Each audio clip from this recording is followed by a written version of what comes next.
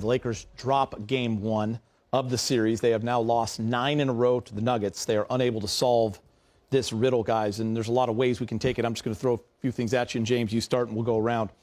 Denver, 15 offensive rebounds was a big part of this game. It led to 18 second-chance points, but also 23 more field goal attempts from Denver. That's huge. Denver was plus 21 from 3 in this game. D'Lo and AR, Austin Reeves, struggled. Slow start here in game one. D'Lo just 1 for 9 from 3.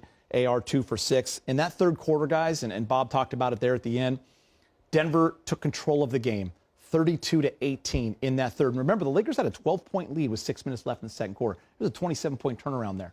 And it's just a tough way to go from there. Denver, that's why they're the best team in the league. Once they get control, James, it's really tough to get it back. Yeah, they're a well-groomed team. What was the score at halftime? I forgot. Halftime, Lakers were up 3, but they were up 12 with 6 minutes. And then LeBron hit a big 3 to me, the 14-2 run. To me, until the Lakers understand the value of possession in that second quarter, they had a nice lead. Yeah.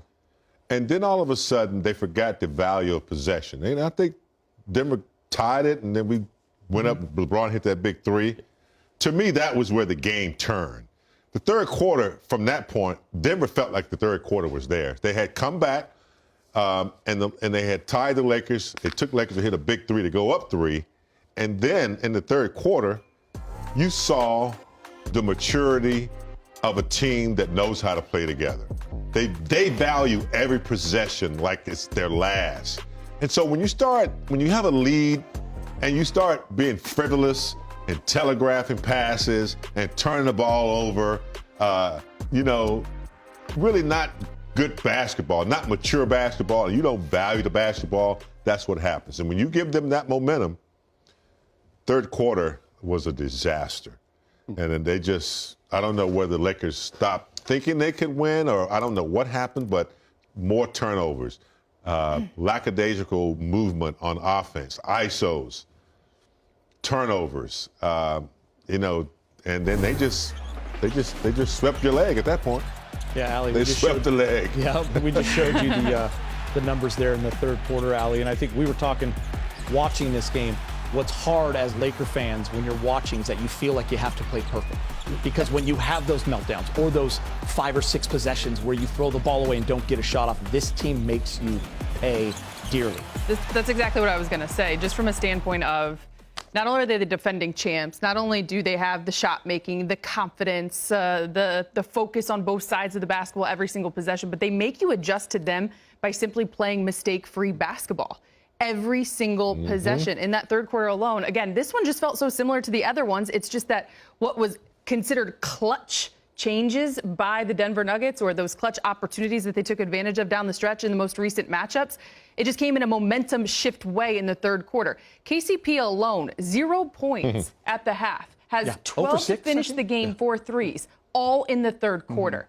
Him understanding, rising to the occasion, changing his level of play. I mean, Michael Malone said it at the end of the third quarter. We got back to playing Denver basketball, but it came on the defensive end of the floor. The Lakers looked out of sorts offensively. They were thinking a lot.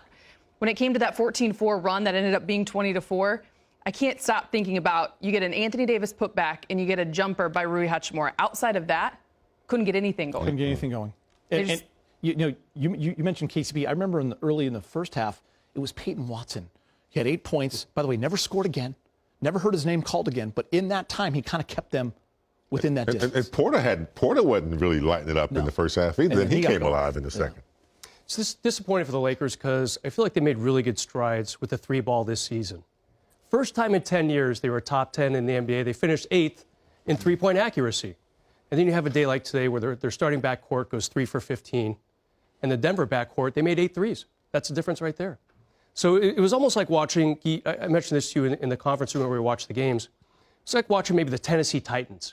Once the Lakers got behind, they can run. There's no deep ball, though. When you're not hitting your threes, it's going to be really hard for AD and LeBron to get this team back in a game against a team that's almost flawless on offense, like the Denver Nuggets. So, they really have to play perfection